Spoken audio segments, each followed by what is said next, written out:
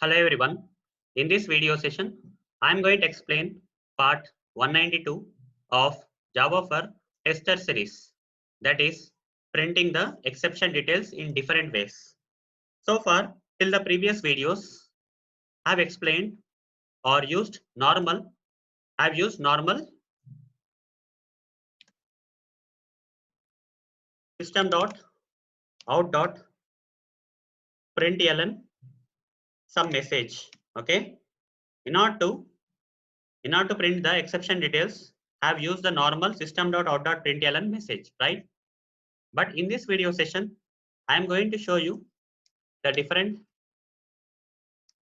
ways, in which we can print the exception details, right? In the try catch block, the catch block, whenever an exception has occurred, the catch block have used this normal system.out.println message in the catch block, right? But in this video session, I am going to show you the different ways in which we can print the exception details in the catch block. Okay, what are the different ways in which we can print the exception details inside the catch block that I am going to practically show you in this video session. So guys, let's switch to the practical mode now. So let's create a program. I will create a variable a by declaring that with integer int data type. That's fine. Then I'll try to assign this variable a with a value like 10 by 0. Okay, I'm going to divide the number 10 by 0, which will actually give an exception. It will throw an exception, guys, right? That kind of value I'm trying to assign to the variable a. Anyhow, when this particular statement gets executed, okay, this will give you an exception in the output, right? Directly the program execution will stop and we'll get an exception or exception error details in the output. Without handling the exception, we will get the exception details in the output. Now, if I try to print the value of a like this a, okay, so will this statement be executed or not? As we are getting an exception here we'll get an exception, right? Exception will be thrown here.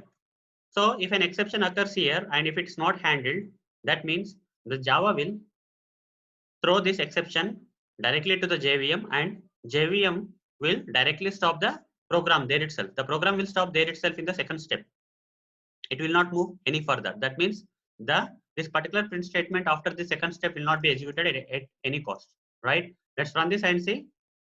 We are expecting the same. Whatever we are thinking is happening or not. As you can see, in this line 8, that is a is equal to 10 by 0, we got an exception known as, we got an exception in this main method, that is java.lang.arithmetic exception we got, and the reason for the exception is we have divided the number by 0. Okay, divided by 0, the number got divided by 0. This is the reason, guys. This is the class of the exception that has been thrown. Okay, this statement has thrown an object of this arithmetic exception. This statement has thrown an object of this arithmetic exception predefined class. Okay, as an error, an object of this arithmetic exception has been thrown here, and the reason is divided by 0. Okay, and where exactly the exception has occurred? At demo class, inside the demo class, and inside the main method, inside the demo class, inside the main method. Okay, at the line 8, at the line 8 we got this exception. So this is how the exception details are being printed, right? And here the problem here is we have not handled the exception. That's the reason this print statement has not been executed. The statement which is coming after this exception has not been executed. As you can see, the a value has not been printed here, right? Fine. Now, so what I'm going to do now is I'm going to handle the exception using the try catch block. So let's do that. Try. Okay, I'll use try block. Inside the try block, I will put this statement so that I can handle it. Then I will provide the catch block. I will say exception e. Simply inside the catch block, whenever this exception is handled by this catch block, I'll simply print out a message like this: system.out.println. This is what I have been doing. Okay, this is what I have been doing in the previous videos. Till the previous videos, I'm simply printing this message. Okay, some exception got handled. Such kind of generic messages I used to okay, print using this normal print statement, okay, till this time. So right click, here we are getting an error. When I saved it, I am getting an error, guys. I cannot run this with this error, right? Over the mouse, it says that local variable a may not have been initialized. Okay, why I'm getting this error, guys? It's asking you to initialize this variable a. Okay, this particular error, compiler error. This is a compiler error, guys. Okay, this is asking you to initialize a variable a. Why it's asking you to initialize a variable a? Because it is not able to understand, like we have already initialized, guys. As you can see, a is equal to 10 by 0. This state initialization is already done inside the try block. But as you know, this try block is restricting the scope.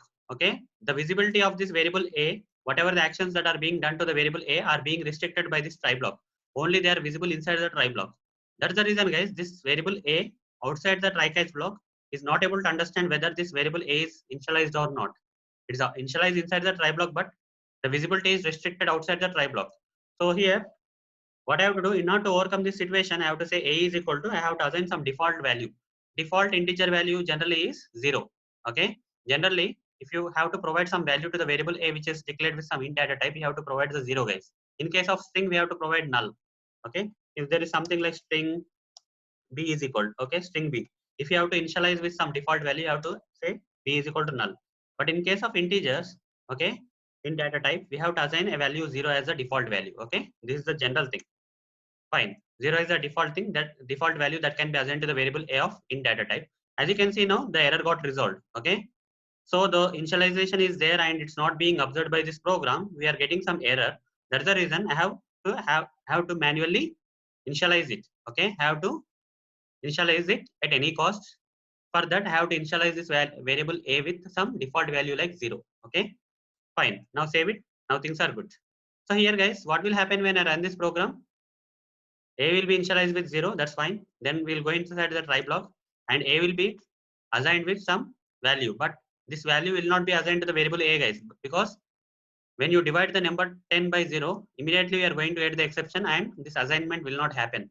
Okay, an object of this arithmetic exception predefined class will be thrown from this try block and will be assigned to the variable e of exception predefined class, and the catch block will handle the exception by simply printing this normal message like exception got handled. Okay, nothing more than that. After the exception got handled, this statement will be printed. Since this initialization doesn't happen, it will consider the initial initialization, that is a is equal to 0. So here 0 will be printed. So simply we'll get the normal message like exception got handled and the value of a, that is 0, will be printed. Let's see. Right click, run as Java application. Exception got handled and we got the value as 0. Okay, that's what we expected. But I don't want this normal messages like exception got handled and all those stuff. Instead, I want to use this object reference of this exception class. Okay, why I'm going to use this object reference? I want to print the exception details in different ways here. I don't want to use the normal system.out.println statements with normal messages. Okay, instead, I want to print the exception details in a different way using this object reference of this exception class. Why I have to use this object reference of this exception class? Whenever an exception is thrown in terms of an object of the predefined class of the exception class, okay, that object will be assigned to this variable, right? This object reference has all the details of this exception thrown, right? So using this object reference, I can simply say system.out.println. I have to simply print the e, guys. Okay, just provide this object reference here. Okay, which is holding the exception thrown by this try block, right?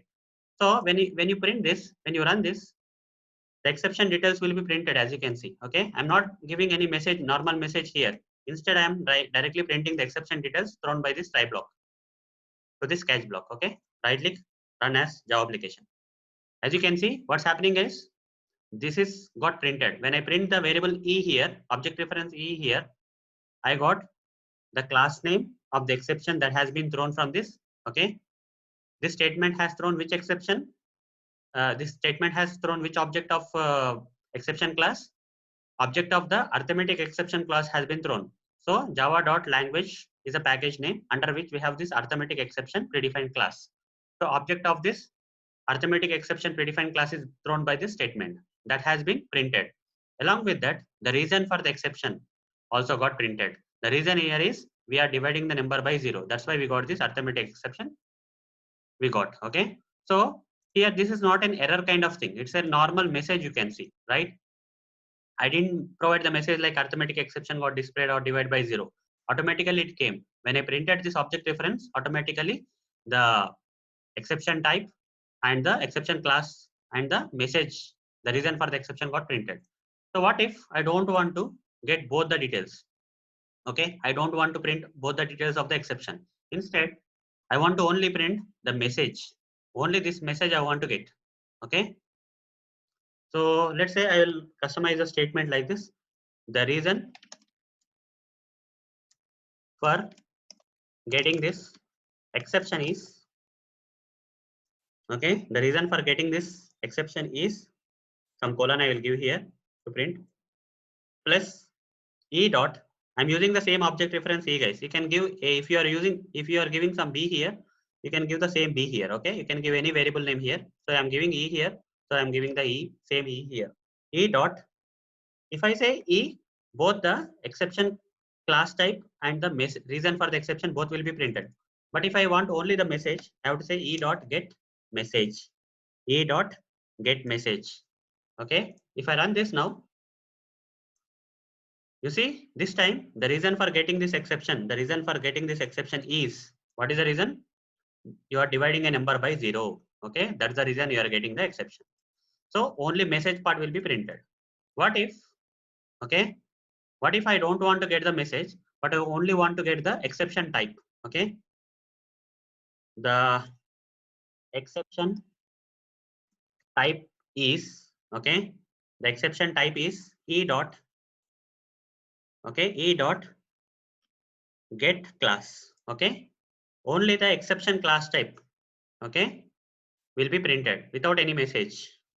Like this, guys, there are different ways we can actually print the exception details. The exception class type is java.language.arithmetic exception is the class type. Okay, here there is no message. Earlier we got only message, now we got only class type.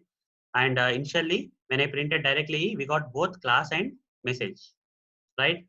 So there is another way also. If you want to get more details about the exception, okay, if you want to get complete details about the exception, okay, after handling the exception, if you want to get the complete details of the exception, what you have to do is, you don't have to do any print statement, guys. Instead, you have to say e dot, directly e dot print stack trace. Okay, there's a method known as in print stack trace. Okay, e dot print stack trace.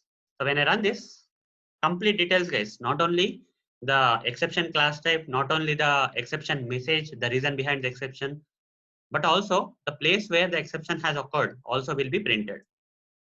You see, Java, this is the exception class type got printed.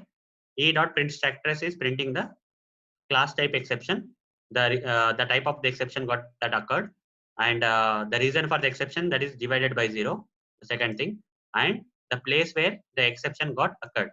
Okay, in the demo class, inside the main method, at the line number 10, that is 10th line, we got the this thing. Okay, so this is how, guys, we can print the exception details in different way. If you only print e, what's happening?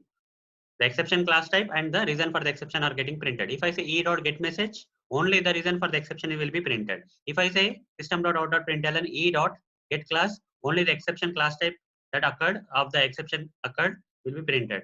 If I say e.pringStackTrace, not only the exception class type, not only the exception message, reason for the exception, but also the place where the exception got occurred will also be printed. And after that, as you can see, the value of the a will be printed because the exception got handled. We'll get the value of the this particular statement will also be executed, and the default value, that is 10, will be printed in the output. Okay, like this. Fine, guys. These are the different ways. Okay, these are the different ways we can print the exception details in Java. Okay, whenever an exception occurs, instead of providing a normal system.out.println message, okay, you can use this kind of methods, e.get okay message, or e.pringStackTrace, e.getClass, or directly printing e will allow you to print the different levels of exception details in the Java programs. But guys, there is one question here. Okay, so where these methods have come from, where this e.getMessage, e.pringStackTrace, okay, or e.getClass, all these methods, where exactly they have come from? If you remember, in one of the previous videos, I explained about the exception hierarchy. Okay, I explained about the exception hierarchy in one of the previous videos, where object is the parent of